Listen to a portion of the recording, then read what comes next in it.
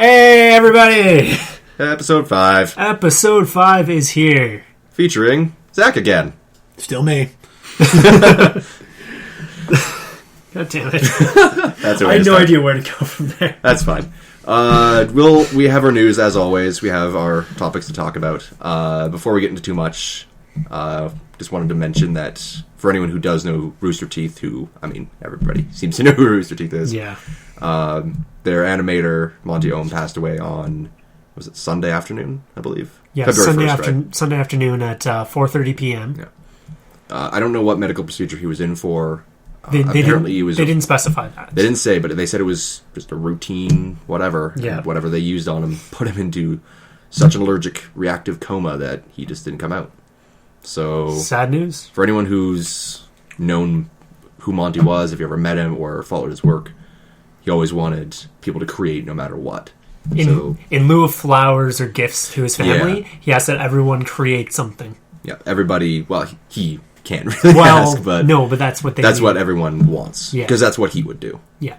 So that's that's just him. No matter what, it is. There's always something coming. That speaks volumes of him. And Bernie put it very, very well. That's one of the most depressing parts. Is that no matter how sad it is that he's gone, it's just as upsetting that he won't be able to create anymore. Yeah. And it's unfortunate for pretty much everyone, but in the companies, I don't know how they're going to make anything this week. Know. For those of you that don't know, he was the chief animator, the director of animation for the Red vs. Blue series. As well as Ruby. Well, he's the creative genius behind Ruby. Yeah. That was his baby. Yeah. Dead Fantasy too, right? Yep, Dead Fantasy from back in October of 2007 and Haloid from April of the same year. Yeah. Very popular animations. He was a talented guy. Yeah. It's so interesting that he just seemed to know that time was that important. Mm-hmm. And I mean, he was 33 when he passed away. Too young. And only about a year after he got married. Yeah. To Dashina. So, condolences to all of them and to anyone who knew him or was a fan. If there's anything you want to do for him, create it, send it to Rooster Teeth, show them. They'll all appreciate it. Probably for a long time to come. But that aside, since we can't spend the whole time about now we're going to get out of the depressing news. So what have you been playing? Well, I just finished Fire Emblem Awakening. Yeah, as about you know. 25 hours? About 25 hours. It really rather short game. Well, if you include all of the side quests and everything, like the pre-log and the post-log and everything, it's a bit longer, but not as long as I was expecting. Okay. It really boiled down to every chapter was a single battle. Right. So with 75 chapters in total, it is only 75 battles. Interesting. That includes the grind. Okay, so there's no big... Because I remember from Fire Emblem on the Game Boy Advance, which is, I believe, Fire Emblem 7 in Japan, whichever one that is. There was some chapters that had multiple stages to it. Is there none of that in Awakening? Is it all just one area? And that's the chapter? Some of them do have multiple areas, but it's all just one map. Okay. So you might be at the, say, lower tier of a castle, and then you need to fight your way to the top tier, which would be considered a second part. Okay. Still doesn't add a whole lot. It just doesn't feel like there's much in the way? No. Okay. I mean, you can finish most battles in a matter of 15 minutes. Okay. And that's if you're really just trying to keep everyone alive. Right. Which, if you're playing on Classic, whenever a character dies in battle, you lose them permanently. Yeah. So you really want to try and keep as many people as you can. Yeah. It's Fire Emblem. You should play on Classic anyways. That's the whole point of that series. Exactly. Yeah, exactly. Thankfully, I went through only losing 2 people. How many were there? Oh, in total? Yeah. There was a lot. You probably didn't even get them all. No. Well, because there's always been some characters where you have to be playing a certain person at a certain time when one character pops up to talk to them in battle. No, I probably didn't get all of them, but I got a lot. Okay. Yeah. It's a fun game, definitely worth checking out, but I don't think it's as good as people hyped it up to be. Really? Yeah, because there was a lot of following behind that. There was I think a lot of that came from Lucina's involvement. Because as soon as people saw that character before they revealed it to be Lucina, everyone's like, "Why is Marth here? Why is Marth here?" Did they explain why she looks like Marth? Without spoilers, they explain where she comes from, correct? Yes, they do. Okay. Art laziness? There's actually a story reason. The artist just writes in the middle of context, sorry, ran out of ideas. Make Martha woman. Yeah. People like Marth. Me make other Marth. So was there a reason that would have connected it to Marth in any way, or was it just... Yes, there's definitely a connection between the two. She is not just a Marth lookalike. There's a strong connection there without spoiling anything. Okay. But Good. it's... That was my big worry. Like, I played the game before I lent it to you. Like, I got the copy on launch day, and just, like so many others, haven't really gotten around to it. You played, like, 2 chapters. I played, like, the prologue and got into whatever the one after that was, and then just... Really, you're not even... Nah. Close to anything. I have a very ADD kind of attention span. No kidding. When it comes to games. Not right now, but we'll get to that in a sec. One big note that I do like about it is that in a lot of tactics-based games, Final Fantasy Tactics, Ogre Battle, and whatnot, right. The character you create always ends up being the powerhouse, the driving force behind your army. Mm-hmm. This was not the case in Fire Emblem. Because you play... In Awakening. In Awakening. It's also the only one I know of where you can create the character. It is. Well, create, as in be this Robin or that Robin. Be that Robin with X name and X design. Yeah. But yeah, so it is the only Fire Emblem where you can sort of create your own character. Right. And it's the first time I've seen a tactics game where you create your own character, and they aren't the juggernaut of your army. Okay. It's... The entire point behind it is Robin's the tactician. Yeah. He's a representation of you and directing battle on the field. Mm-hmm. He is weak. Well, he's a mage, right? You don't have to make him a mage. Oh, he can be whatever? He can be whatever you want. Okay. In fact, when you're creating the characters, you can decide... You have to decide what does he excel at and what does he falter at. Oh, okay. I made the mistake of forgot that part. Focusing on strength and faltering on magic, which is bad because you want him as far out of the battle as possible. Yeah. So Robin is not in any way the ultimate deciding factor in your army. So he acts sort of like the main heroes from the GBA Fire Emblem, where if they go down, that's the end of the battle. Yeah. Okay. Exactly. 9 times out of 10 in a battle, it's if you go down or if Crom goes down. Right, because Crom's the main. Yeah. He's the prince of... Whatever. X land. Whatever new land this Unknown land kiss. Okay. Also, Conan's god? Yeah, he is, isn't he? I've never actually watched Conan, so... Didn't they use him as... We need a segment every week on the podcast, or as like a things video Axel thing. hasn't done. Yes. That, you know what? That right now, that is a new segment. What do you guys want me to do in the next week? Like watch, play, whatever, that I should accomplish to talk about. Or maybe you guys can let week. us know. Yeah. What Axel needs to fill in any his suggestions? repertoire. Definitely send in some fan recommendations. If we get any suggestions, we'll definitely take those into account. To start it off, I want to reiterate from last week. Watch Pacific Rim. It is really good. I'll bring over my copy if you can't find one. I'm sure I could find it. Yeah. But, okay, so Pacific Rim from you. Is that what you want over anything else? Anything. Watch Pacific Rim. Okay, why is that? Because it is the best, in my opinion, one of the best new IPs that's come out of Hollywood in probably the past 20, 30 years. Well, strange enough, not well liked in general. Like, yeah, a lot of people it's shot like a rocket sled right into the bargain bin. A lot of people have issues with giant robots for some reason. If you're an anime fan, you're going to love giant robots. Is it that, or is it that it's a Del Toro movie that's not Mexican really a gunslingers? Del Toro movie? Like, it doesn't feel like it... When I look at it, I don't get like a Del Toro vibe. Like, it's hard to say, because I haven't seen it, so I can't say yet, but like having seen some other Del Toro work, it's not... The problem with Del like Toro is that not a lot of his work really coincides. Like, you've got Pan's Labyrinth compared to Hellboy. Yeah. There's still that magical kind of underworld setting, which the Pacific Rim absolutely does not take place. Yeah. It is on the overworld, and there's big fights in big cities. Aside from that, though, Del Toro, it's more or less just sort of that whimsy of it. The world being more realistic than magical, it still remains. Right. So to me, it still feels like a Del Toro movie. Okay. It just feels like he had a lot more creative control over it. Really? And it really... Even over Pan's Labyrinth? I'd say more so over than Pan's Labyrinth. Interesting. Yeah. That's hard to imagine, because Pan's Labyrinth was very... very Spanish? Is that where it's from? Yeah. It was very it took much... place in Spain. Like, it was very much... like a sign of where the movie was supposed to have taken place. It felt like another place that most people who are watching the movie probably won't recognize, and it was very mystical and very intriguing. I look at Pacific Rim just from like the few bits of footage in the trailers that I've seen, and I see the giant robots and I see the giant aliens, and I want to know like what the reason behind it all is and what the robots are like and how they function. But I'm still so concerned that they don't focus on the drama enough, because that's what he's really known for. He's known for having that character interaction. You know, there was a fair amount of drama in it. There was a lot of... Well, the entire premise behind the giant robots, they're called Jaegers, is that they have to be controlled by two people. Okay. So, kind of like... Because one's in the robot and one's in the tiny suit elsewhere, right? No, they're both in the robot. Okay. Have you ever seen Evangelion?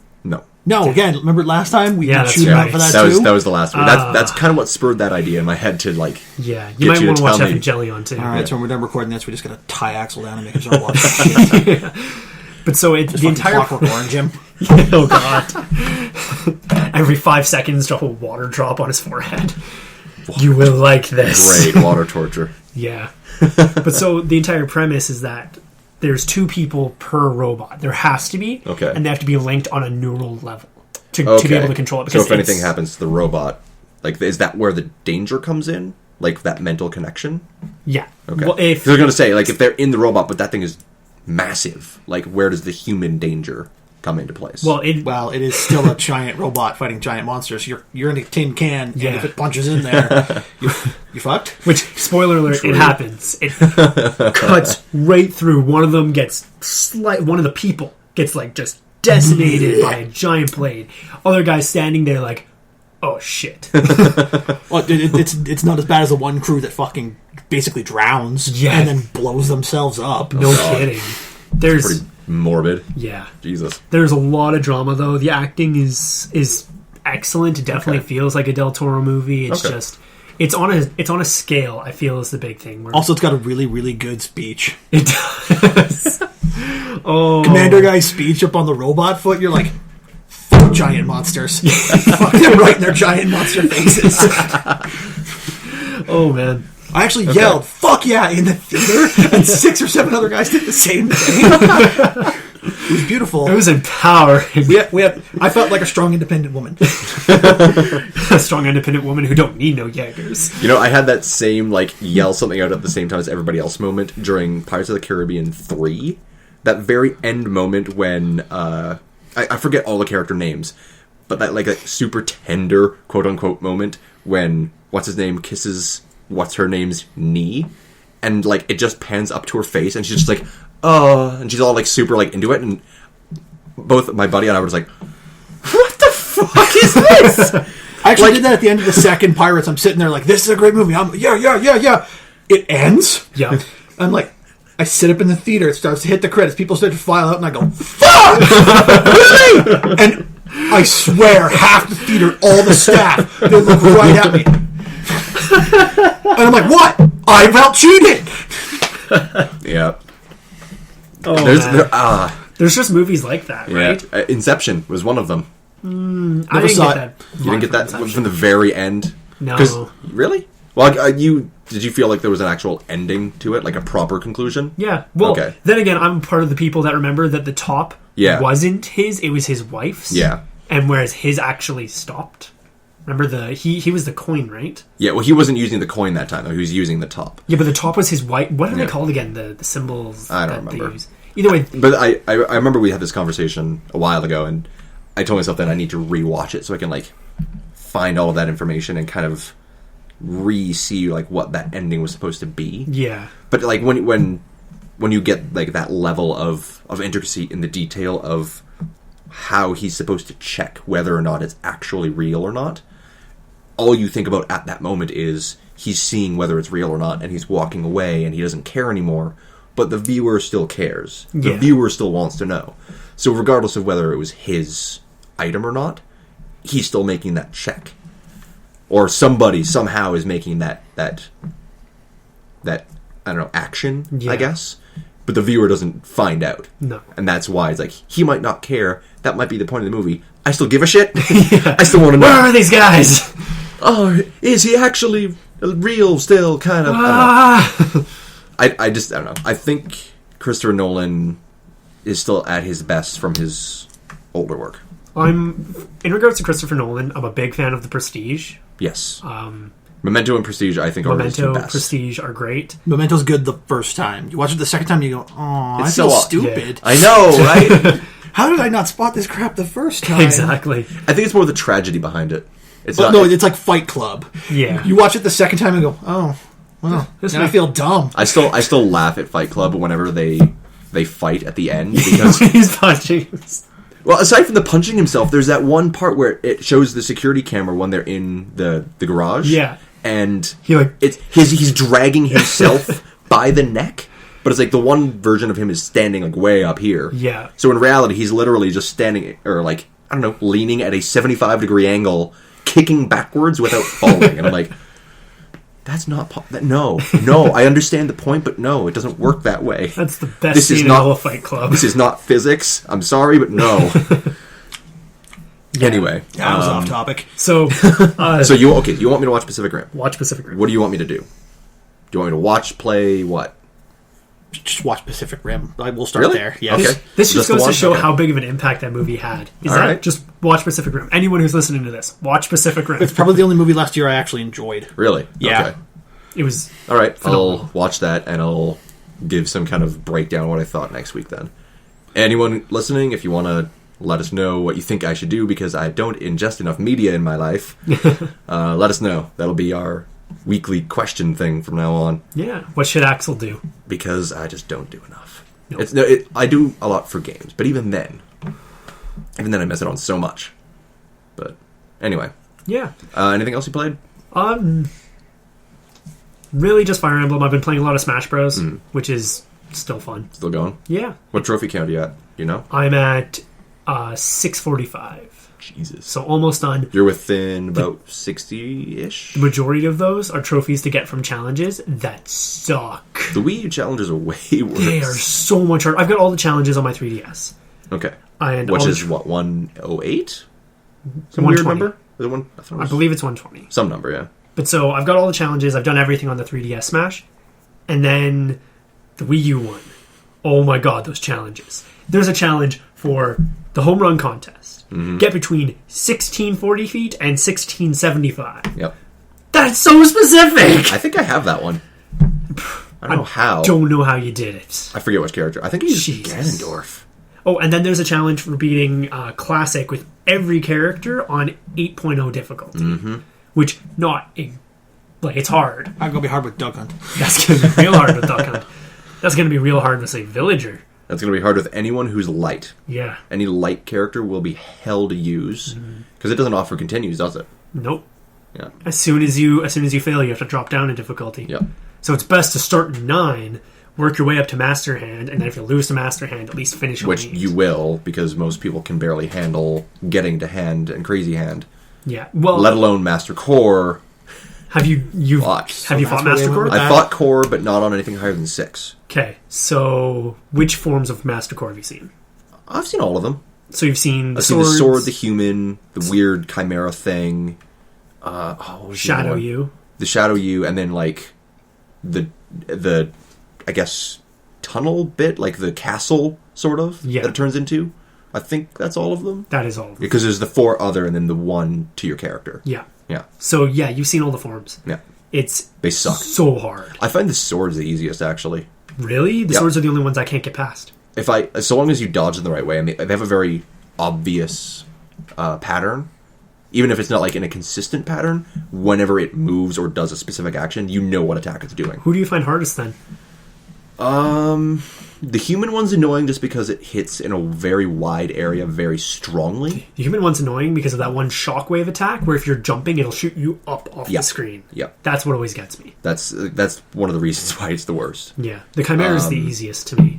I don't find the Chimera too bad until it starts like rotating, like moving the stage. Oh, really? Yeah. I can beat the Chimera in probably a minute and a half just because he's got no health compared to the rest. Yeah.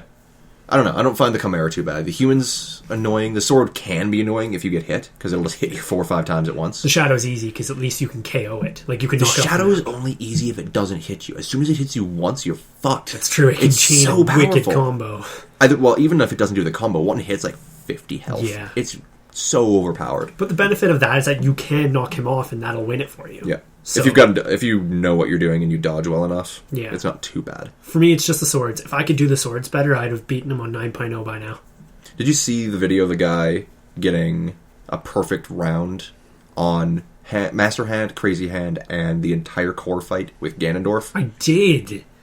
Fuck. Those professional Smash players are ridiculous. They're impressive. They're talented. I saw some of the Apex tournament plays the other day. Yeah. Holy shit, those guys are crazy. Damn. It's fun. It's fun to watch. I love going back and just watching old streams. Yeah. So cool. It's incredible. But so that's all I've been playing. Okay. So what about you, Zach? Actually, a lot of Dying Light picked it up last week. Oh, yeah? Yeah. Ugh. Okay. It's fun, but as a lot of the reviewers are saying, nighttime combat is harsh. Until Especially you get that grapple thing? even then, Really? those volatiles, the nighttime dwelling ones, the ones that are allergic to UV, Yeah. they are fast. They are really good at ganging up on you. Yeah. Even when you're recovering from being tackled by one, the others can keep hitting you, Oh. and they hit like a train. They look like a train. They Well, do. you're getting hit for 25 to 50 points of your health in one shot, Fuck. and Well, because you only have 100, right? Yeah. Yeah. God damn. like at least out of the gate, once you get some of the survival points, the combat tree, you're at I'm at 150 right now, and still I'm getting train wrecked. Jesus. Is there like a specific difficulty for the game? Or is it just like one? It's just one difficulty. Okay. Okay. It doesn't get a lot easier. A lot of people are saying, yes, you curve from useless tool, which is pretty damn true. Right at the start, I took my graceful time hopping from car to avoid even the most brain dead of zombies, shambling around on the ground, missing both arms. I'm so afraid of combat. Now I can run through crowds and I'm kicking shit, hopping over heads, but as soon as I see a volatile, all bets are off. Yeah. Those things suck. Yeah. I've seen some gameplay from Cryotic. Those things suck. Just like, as soon as you see them, you're like, huh, are you going to be fast? You're fast. Okay. And I can't see where they're going. It's not, really it's not even fast. fast. It's ridiculous fast. They also climb faster than you. Oh, God. Yeah. I've gotten killed while trying to escape while climbing up. Shit. That'd be terrifying. Yeah. Yeah. What's the story like in that? Because it seems like it's trying to be more realistic, but then I You're see a guy like... sent into a quarantine zone to Yeah. find some missing research papers, but it's very clear from the way your handler talks to you that it is not missing research. They're full of crap. Oh. It's obviously dirt on someone or proof that they made the virus or something. I don't know. I'm not that far. Why bother curing the population when we can blame someone instead? Bingo. But that's every zombie thing now, isn't it? Yeah. I mean, Resident Evil kind of made it Oops. complicated, but Dead Rising is exactly the same thing. Every game revolves around an outbreak blamed on somebody trying to find the proof of who it is. The government is bad. This corporation is bad. Oh no, terrorists. Basically. That's what Dead Rising has been since the what I first miss? game. Romero zombies. Yes. Today, the dead started walking around. Nobody's got an explanation. Yeah. Try not to die. Nobody cares who did it. They just want to live. I like the idea of like the straight up survival. I love that in the old Romero stuff. But I kind of like the idea of having the mystery behind it. But there needs to be an interesting mystery. So that's why I'm enjoying Dead State as well. Okay. For Steam. Yeah. It's more of a strategy team survival thing. Right. As far as I've gotten in, nothing gets explained. Okay. The only thing that they've covered so far is that antibiotics hold it off for a little while. Mm-hmm. But it's not indefinite. If you stop taking them, it'll kick right back in. Okay. You'll just succumb and die. Isn't that sort of like what Dying Light is doing with their With the antizin. The antizin, yeah. The worst part of that game so far is when the handler orders you to destroy one of the things of antizin. And I'm like, I'm a bastard. It's like it's not even much of a spoiler. That's Well, like, no, it's not that's like that the it's- third story mission. It's not that Yeah. I feel bad for destroying the antizin. It's just, even the character feels like, oh man, I'm a dick. I can't do this. I forget who the voice actor is. He's done some pretty notable stuff lately, from what I've heard. He sounds very believable, like as a main, generic white male character dude. Generic white guy. Yeah. At the point I'm in, he starts to actually argue with the handler, like, why the fuck would you send me in here to do this? I'm one of his things is the line that I just got to after like the bad guy Rise, these gangster dudes, he wants you to steal a woman for him, and Command actually orders you to do it. No way. And he says, no, I'm in here to help these people. I'm not a fucking human trafficker. And she says, just fucking do it. Oh my god. And I'm like, yeah, I hope I get to plug this handler. Just walk up and right in the head. This woman is a monster. What is she hiding? Oh my god. Jeez. I kind of want to play it just to see that. Also, never ever try and square off against the volatiles. No. Even if it's just one, he will hand you your nuts. It is too much. Well, no, I'm sitting there with like this super augmented sight, and I'm wailing on him, and he's not going down. This is the weapon I'm using to kill like the giant guys. Yeah, 2 or 3 pops. Like the giant hammer thing? Yeah, and I'm 1, 2, 3. That kind of guy goes down. The volatile, I'm wailing on him, and it's not slowing him down. He's not losing limbs. I even got the shotgun, and I found one by himself, and I unloaded on him. Just nothing. Nothing. It didn't even seem to slow him down. God damn. So what I've gathered is it sounds like an actual survival game. Yes. Not just pseudo-survival. It's weird, though, because like from what I've gathered, it's like, we're realistic until you can have, like, the electric everything. That's a Dead Island holdover. Yeah. But you know what? I love my electro zappy things. Fair enough. The best one from Dead Island was that electrified baseball bat. Oh, I wish that Dying Light had something like that.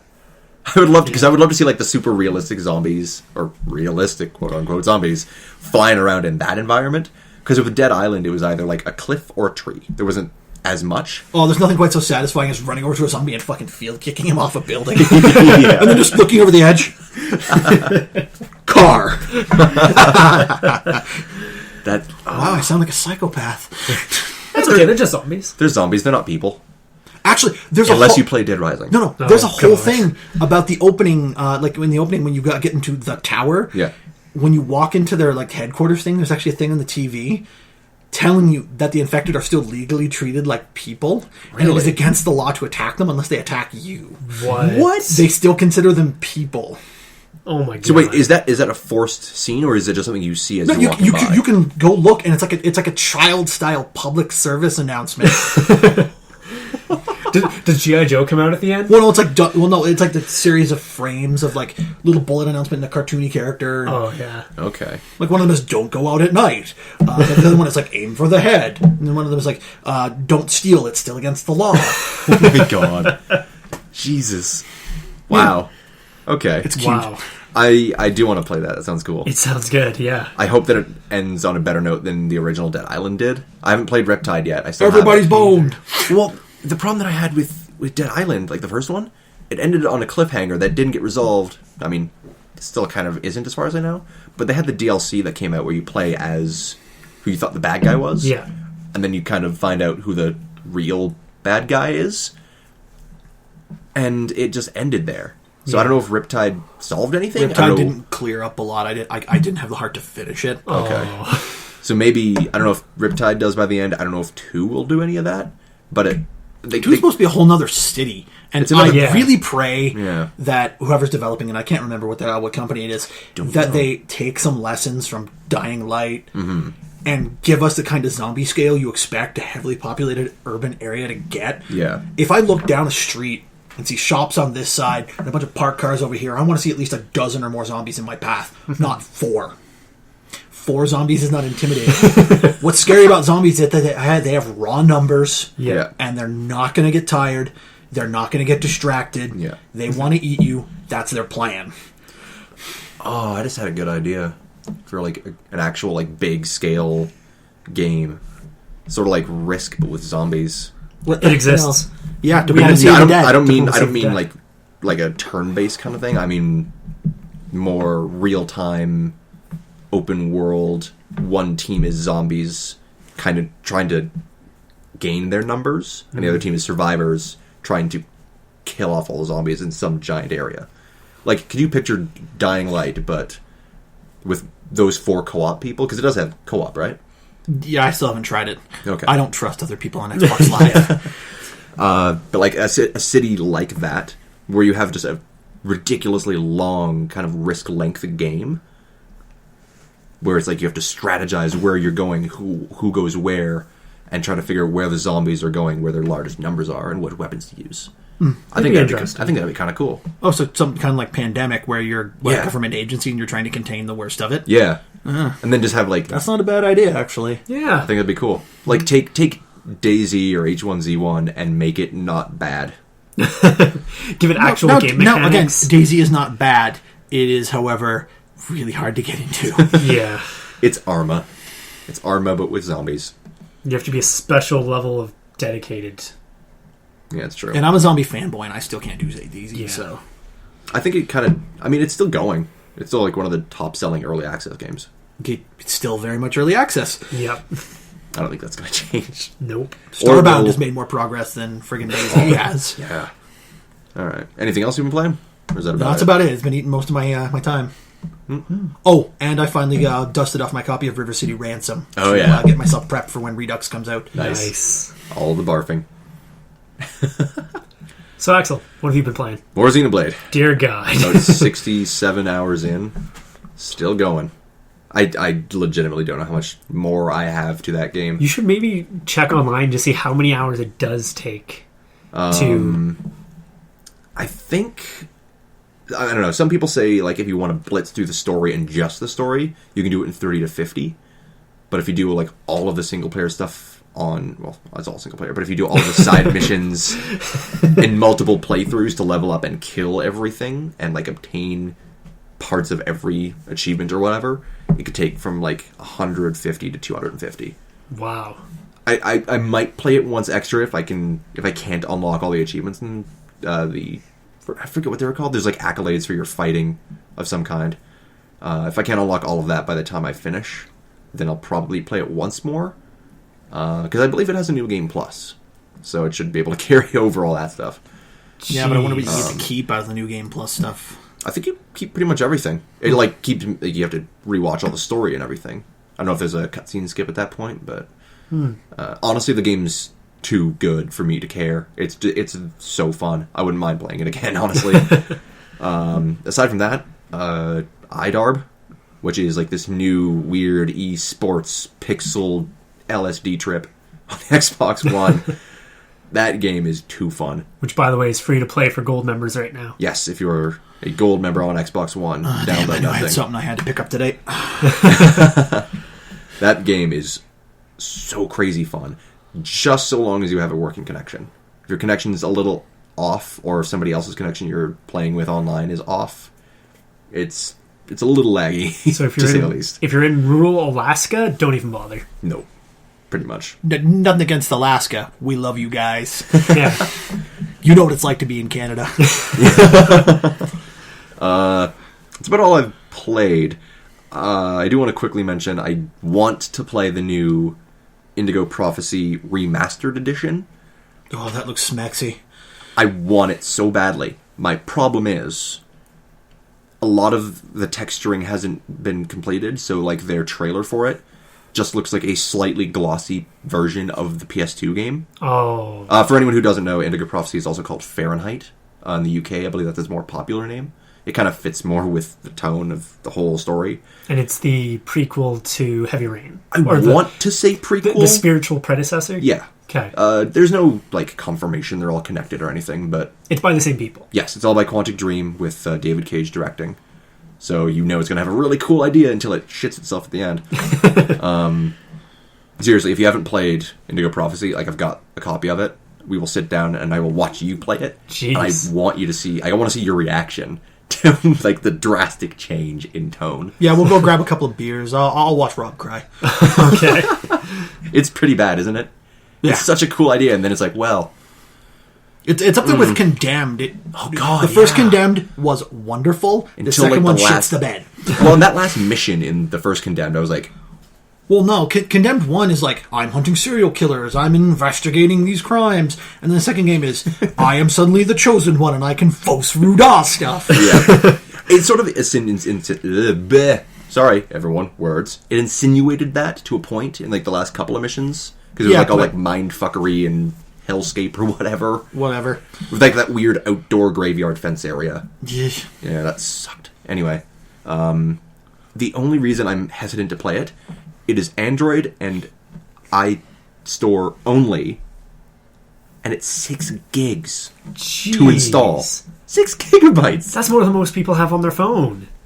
Could you imagine? My Galaxy S4 has 16 gigs on phone. Or maybe with this, I don't remember. But it's got 16 gigs on it. 6 of that is taken up from the phone to function. Yeah. God damn it. And you can't install games on an SD card. Not really well. No, you can't. They completely took it out. Oh, did they? You can and it's been like that for about a year now. That's a bag of dicks. You cannot access any apps or games from you have to transfer it. That's probably to keep piracy down. Yeah. Exactly. Right. Well, I've been able to keep games on the SD card. I just don't think I can play them. No, you can't. If you tried to access it, your phone would say, "Oh, you can't find." Or it'd be like, where transfer is over. it? Okay, yeah. I've never really tried it because I always try to keep enough space to put more on if I need it. So is it on Android and iOS? Yes, it will be both, but it's 6 gigs for both. So you iPhone users, they got the basic model rather than the 16 or the 32. Sucks to be you. And for those of us who bought an NVIDIA Shield tablet, suck it. Oh. Memory and a decent sized screen. Yeah. But yeah, I'm sure it'll still be fine. I'm wondering how they're going to control, though. Because it's touchscreen controls of the game where you do have to move in a 3D space. That doesn't always work out too well. So, yeah. Either way, we'll see how it goes. Interesting. More from David Cage. Yeah. But it's not anymore. It's just more of the same. More of the same. Ah, well. So, on that newt. Let's just go on a newt. A new newt. Giant newt. Giant newts. So, on that note... There you go. Let's talk about what's in the news. What do we got going? What's our first bit here? Well, Mr. Expert on Dying Light, what's going on with the modding community? No. I'm fairly certain it was Warner Brothers' fault that this DRM policy came to be. Techland is well known for supporting the modding community, at least back in the old Dead Island days. They were more than happy to see mods getting cranked out non-stop. It kept the Dead Island games going for quite a while. But it seems things have been shut down. It was supposed to specifically for, at least people are claiming it, for multiplayer hacks, but the policy seems to cover single-player mods as well. Yeah. I haven't read too far into it, but that seems a little stupid. So basically what Warner Brothers did is they decided that people aren't going to be buying their DLC because they can get even better content for free from other people, and they decided to shaft the modding community. Right, they actually installed software on the new update for the PC to modify it, didn't they? I don't remember how they did it. I'm not too sure. I don't remember exactly what they changed. I know the intention was to stop multiplayer issues with any random co-op players. Yeah. That's understandable, that makes sense. The fact that it's taken out specific single-player only modifications that were only really used, as far as I'm aware, to enhance the way that the game plays for certain people, in whatever aspect it was. I'll try and find some info on it. That seems like a really... I don't know what the point of that was, or if that was even intended. Maybe it's just like a blanket, like sort of YouTube's Content ID thing. Yeah. It just takes whatever they want to look for with whatever files they have marked or code changes they have marked, and they just kill it from there. I don't honestly know how it would work. I've never gone out and modified anything that much outside of changing that Proteus game, which is like exploratory sounds and colors and whatever, to Purgatius, where it's all hellscape and dark and depressing, moody electro sound. Oh, yeah. It was actually really cool. But that's like the only modding thing I've ever done, and it was just installing a mod and just kind of replacing the files. Yeah. So, well, this is definitely not a good move on Warner Brothers' part, because as anyone in the PC community knows, mods are the longevity of a game. That might be the choice, though. They might be trying to avoid getting mods so they can just let the game die in its natural life cycle, and they can crank out a sequel without losing profit margin to a still living game. I remember when game companies wanted people to play their games, not just buy them. Yeah. It's really unfortunate. Then again, I remember the day back in the days when you had to release a fully finished game rather than patch it on launch and pray it still worked. Yeah. You remember the old cartridge days? If you sent out a piece of crap cartridge, your company was tanking. Yeah. The one game could break you. Or you had to send out an additional piece of hardware to fix it. Yeah. Like with Donkey Kong Country. Yeah, but if they did, at least they did it. Yeah. These Or, days, like, you don't see patches for months and months, and so even some of these like top tier games, and it's depressing. Did you not quality test this? Like, it's for one console. I think I was right. They didn't mean to. They didn't mean to? They didn't mean to affect at least the single player side.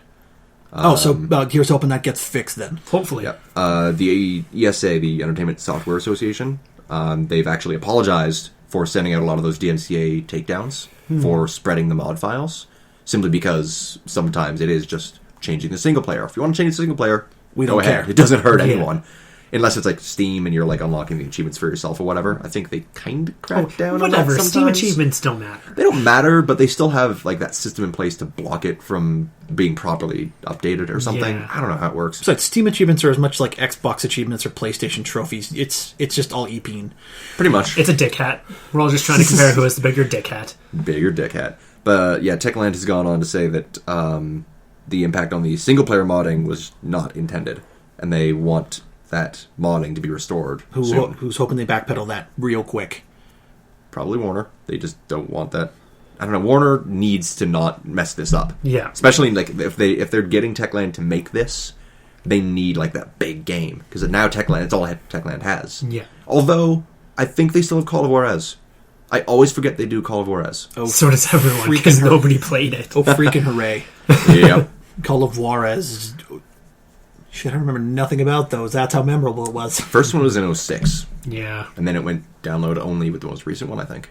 What was that called? don't- Return of the Call of Juarez? I don't remember. Call of Juarez hangs up. I think there was Bound in Blood for one of them. Juarez picks up the phone. I don't remember. Juarez hails a taxi. Right. So that's what's going on with Dying Light. That's good. So what's this about Sega? Very unfortunate news out of Sega. Oh no.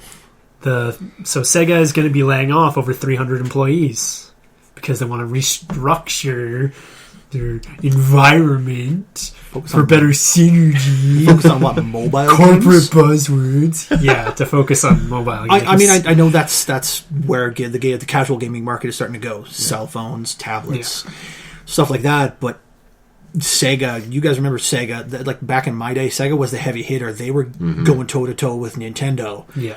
Nintendo's the only reason video games made mainstream, Yeah. and Sega was the only guys who could ever stand up to them for sales Although, and to be- quality of games. To be fair, Nintendo was also the only reason that we ever had the crash in '82. Nintendo's the Was only it reason we 82? made it out of the crash. That's true. Yeah, they dragged us down that pit, and then realized, oh wow, this pit is full of scorpions and debt, Yeah. and they dragged us back out. Shigeru Miyamoto is the specific reason the crash did not end the gaming I guess I market can't say then they there. caused the crash. I don't think they helped with some of their ports. Also, the They helped Atari console, eventually. the Atari console gauntlet didn't help that either, Yeah. and the fact that nobody really protected those cartridges, you Yeah. couldn't like. There weren't limiters at that point on what companies could make third-party cartridges. Yeah. Anyone could. Exactly. Joe Blow in his basement could make a rip-off copy of a game. Yeah, exactly. That kind of blew out the bottom, Yeah. and that didn't help. And then when When you Atari- start making garbage, eventually people just aren't going to want it anymore. Yeah. And then once you release the final piece of garbage, E.T., Oh boy. E.T. wasn't exactly the straw that broke the camel's back, but it was definitely the death knell of that industry for at least a decade. that was a nail in the coffin that Miyamoto somehow pulled out. Yeah, but again, the Sega backpack going into just mostly mobile. I'm willing to bet they'll still do like the occasional Sonic the Hedgehog Chapter 3. They can't not do console Sega games. They'll They just can't. probably, maybe not in-house anymore. Maybe they're just going to license out their properties to, Oh, no. say, let Nintendo take over Sonic. You know what happened? You know, the last time that happened, we got probably the worst tower defense Warhammer game on the planet. Oh, that thing Oh. was god awful. Can we not license out big properties? Can we just not? It doesn't work. Yeah, Look what happened to Zelda. no kidding. With the- Hi, Wand of Phillips. Gamelon. Wand of Gamelon, fucking Zelda's Adventure, whatever. Well, I mean, Mario even had a god awful Hotel Mario. yeah. I tried playing an Who emulated. made that? You don't do it, man. They're probably not around anymore. No, you can still find ROMs for them booting around. It's just yeah. finding the console to actually play them on, Yeah. or an Yeah. emulator that runs them properly. They just weren't good games. They were good ideas. I mean, it's up there with like Mario teaches typing or Mario is missing. Like Mario they were meant to be was incredible. They were meant to be educational games. Like Hotel Mario was meant to be more of like a puzzle, search and find kind of deal. But it was awful. And Wand of Gamelon was a good game right up until you see the cutscenes. Yeah. The cutscenes are what shot that thing right in the foot. Oh God! Go on YouTube, watch the cutscenes for Wand of Gamelon. They are. Or Zelda's or the Zelda one, whichever one that is, like the specific where she's the hero. Yeah. See, that was still a good game. It was one of those first gen women empowerment kind of games where Zelda was doing it for herself. It was finally The Legend of Zelda. Yeah. And it's so obscure, it's basically a legend. Yeah. Well, probably because the cutscenes look like they were drawn and animated by a 6-year-old. In MS Paint. Yeah. I think there was some reason why the animations were so off. I don't remember what it was. I feel bad for the animation team. We're mocking them something fierce, but come on, guys. Did you guys just get out of art school when you put that together? No, It was actually a technical limitation thing, I think. Like there the was Philips some CDI was actually a really good console hardware spec-wise. It wasn't meant to be a console. It wasn't. Again, the specs were still not. quite solid, though. But the thing, the CDI was at least for that was generation very interesting in that they used it for video game software, but it wasn't meant to. It was supposed to be I don't even know what it was meant for. Neither does Philips. But even if the specs were good, it wasn't designed to design in that way. So when they tried to create that game, and the game didn't function that well, and they tried to create the art assets for it, and it just didn't work clearly. I don't know. I personally think that those cutscenes are what happen when you hire a $10 an hour, 100-man team of Malaysian children. $10 an hour. You're given. Is that for the 100-man team? Yeah. Like every. Wow. You know, 1 cent per person per hour. I was going to say it's just Bob Ross on crack. Or it's Bob Ross on crack. Nope, there wasn't too many little bushes. Little happy bushes. It's happy trees. Happy trees and bushes and skies. But it's like take like a tree with like the nice bushy top, and then like it's a happy little take accident. take the LSD and then warp it and give it a crown, and there's your king. Fun fact: Bob Ross used to be a U.S. Marine. That dude is a juggernaut. Let's not mock the Ross. He painted to deal with his PTSD. What? Yeah, Bob Ross. What? He was a U.S. Marine. He fought in Kuwait. Here's a really fun one. Mr. Rogers was a military sniper. Yep. Mr. Rogers used to fuck people up before he became the most wholesome man in the world. And you know what? I would be comfortable living next to him. He was a nice guy. Yeah. Interesting. And a badass. Freaking apocalypse hits, I'm going to Rogers' place. Yeah. Wow, if he was still around. That's pretty cool. No. Zombie apocalypse will rise. He will sit up from this cryogenic tube in his basement and go, "It's time to get started, children." Oh, man. Oh, my God. Okay, so... Yeah, I did not know. Zombie apocalypse, Anyway. we're all going to Mr. Rogers' place. Even if he's still dead, you can imagine he has like a flip away shelf full of assault rifle somewhere in his living room. Yeah. With instructions for the children. Secretly underneath the train track of the one that went around his house is an AR-15 and a couple rocket launchers. He's got like the AA guns that like lift up through the holes in his ceiling or something. Just like retractable ceiling. Turns out the puppets inside them are actually grenades. Anyways, with the whole Sega layoffs and restructuring, I don't know to what extent. Like, yes, they're getting rid of some people. They're not really clear about what their ultimate game plan is. That's why I'm kind of wondering what their plan fully is. Mm-hmm. Make the announcement, sure. No way in hell did this announcement go over well with anybody. No. Come on, Sega. Point in a direction. Don't just say mobile. Mobile's a lot of crap. Yeah. For all we know, you could be making games for those old Motorola Razr flip phones. Or you could be making a new generation Game Gear. Please. Hey, Game Gear was the shit back then. It'd be nice to have a portable console that needed nuclear reactor to power. And felt like you were holding one. Yeah. That was the only downside of the Game Boy. That mother got hot. Yeah, but you know what? It'd be nice to have a Game Gear again, just because in case someone tried to steal it from you. Yeah. You can defend yourself with the Game Gear. Yeah. Yeah, no, there was a tweet that I saw earlier about it saying, "Good job with the announcement, Sega, because we need another reason to hate Sonic." Ooh. Like, he's already gone mobile so many times. Yeah. In so many bad ways. Hey, or just very repetitive ways. The Like Android Runner game wasn't awful, but it's just an fun. Android Dash Runner. was fun, but it was so so lengthy because you don't know when you're getting the red star rings. You have no idea when you're going to be able to unlock your next character. Yeah. And if you miss their promotion to unlock a character, you either never get it, or you have to wait like 6 months for them to add it for you to buy. Yeah. Like, or for it to come around again. Yeah, exactly. Which I don't think they've done. I don't even know if they're supporting Dash anymore. They've worked on Jump, whatever this new Jump is. Yeah, they released a new one, Sonic Dash Jump, I think it's called. It's like Jump Fiesta or whatever. And it's supposed to be like Doodle Jump. It's Doodle Jump with Sonic. Well, they had one originally that was just Sonic Jump. Yeah. They have like a sequel to it that's got whatever new stuff. Ooh. I'm sorry, Sega. Sonic is not Mario. He doesn't have every career on the planet. Seriously, what hasn't Mario done? No kidding. The rectal surgeon is probably the only one I can think of that he hasn't done yet. Well, hey, Dr. Mario has a shady past, okay? A lot of redacts on his file. Good point. A lot of black lines. Wow, there's so many germs in his clinic. Oh. He has whole bottles of them just sitting around. Oh. Man, like a military sniper up in the nest. Just bottles of urine. Oh, what if Dr. Mario is to Mario what Dark Pit is to Pit? Oh. No. See, that would make him Dr. Wario. But they're different people. They're not actually like... I don't know if they're officially like related at all, but they're not technically dark versions. It's just if Mario happened to be evil, this is what he would be. Mario happened to be evil? But Dark Pit's not evil.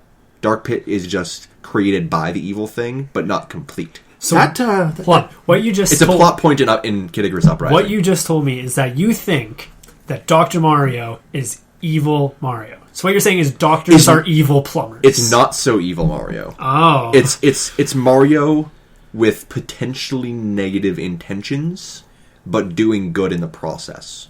So if Mario really wanted to mess with people, he'd become a doctor. Yes.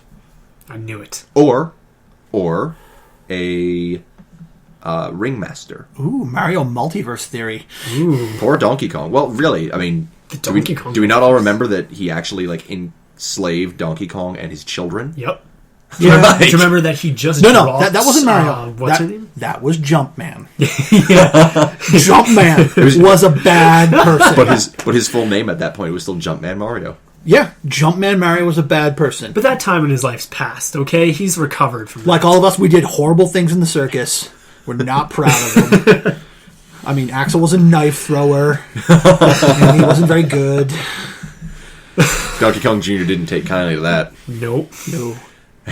Okay. Anyway, I do hope that Sega still gets some good stuff out. I hope they properly put Sonic Team back on Sonic and get rid of Big Red Button for their console games. It'd be nice. Just no Big Red Button.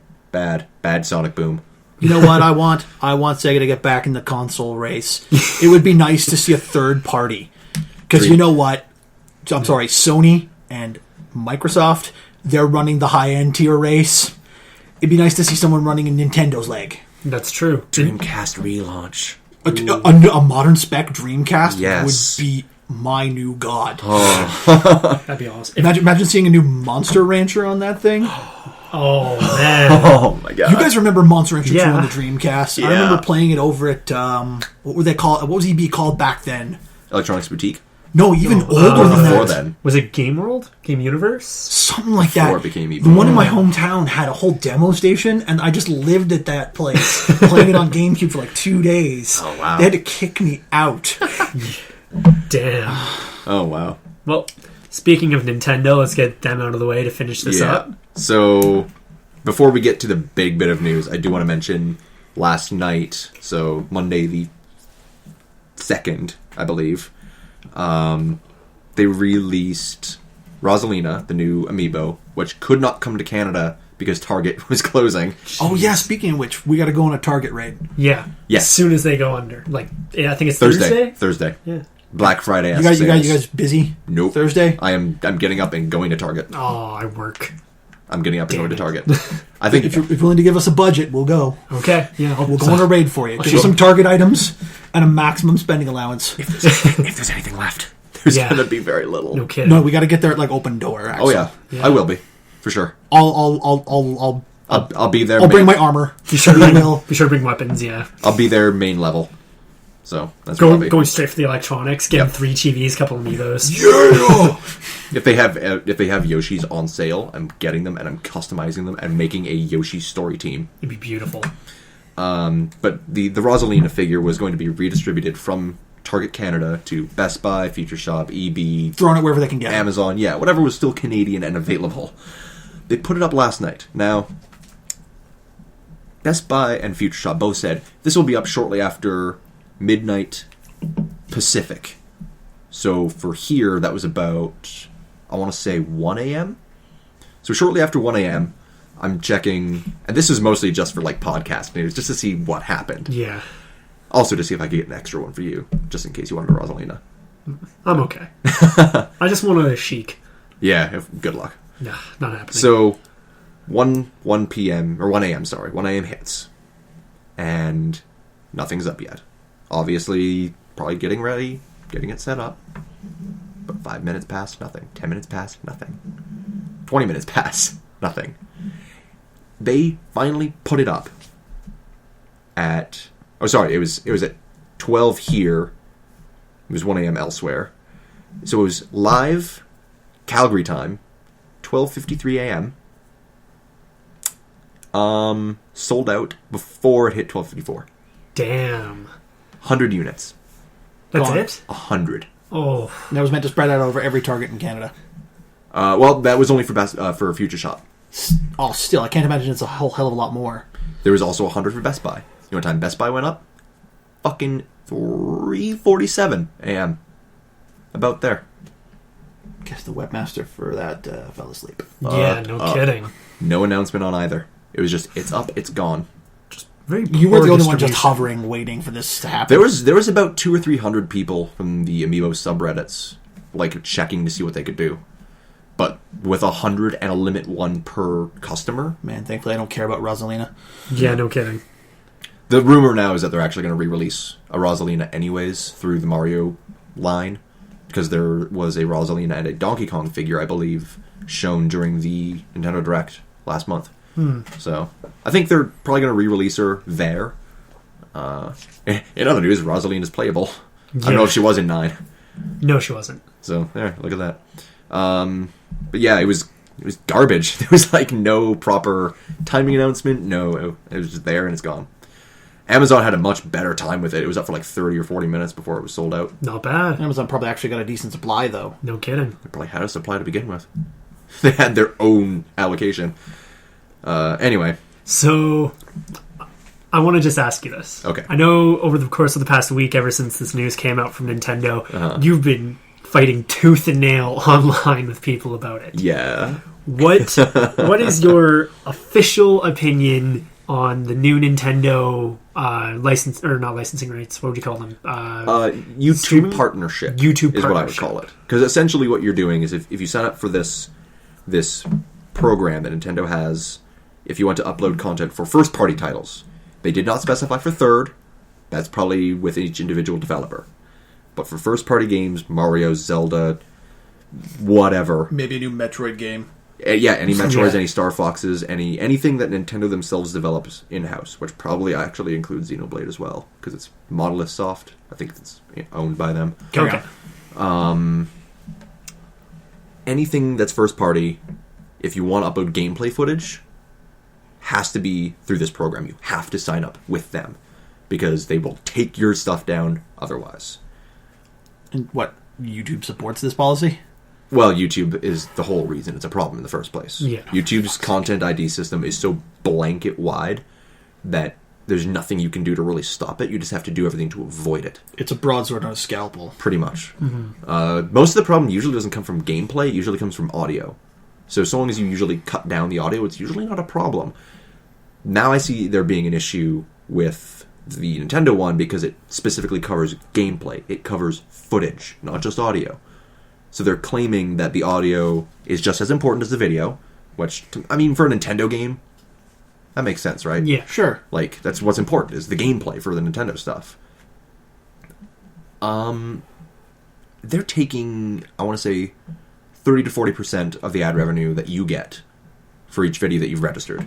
Okay. Or it's 40% to them for each individual video, or 30% per video if you register your whole channel. Yeah. So if you're someone like Chugga Conroy or Balrog, you only do Nintendo stuff pretty much all the time. Their channels just got a lot less viable for income. So Nintendo's basically just protection moneying people. But that's where it becomes a gray area. They have every legal right to do this. Yeah, but it sounds a little scummy. It's very scummy. So the difference I think that people aren't always seeing is that when they say ad revenue is split this and this to Nintendo, they might forget that YouTube still takes part of that cut that you get. Yeah, YouTube's already getting their cut first. Yep. And then the cut comes you, Nintendo? Yes. So whatever YouTube doesn't take is split between you and That's Nintendo. even worse. So at most you're getting like 30% of video. Yeah. That's really going to kill. If you're involved in ad revenue whatsoever, you'll know that 30% is nothing.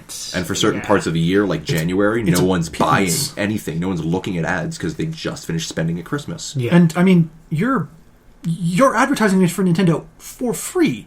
When you do Let's Plays or reviews or mod spotlights, Yeah.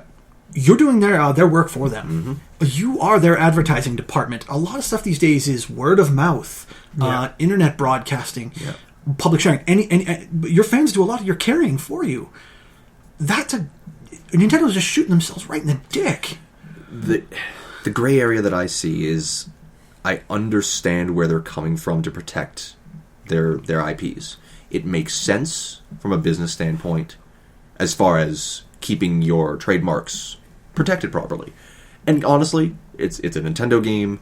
If you see a trailer, if you see a review, you're going to know it's going to be fun because it's a Nintendo game. Generally speaking, if it's a first-party title, they're pretty good.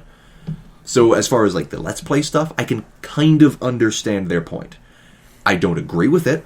I don't think it's fair to say they should take that stuff when so many other people are already completely distancing themselves from that viewpoint.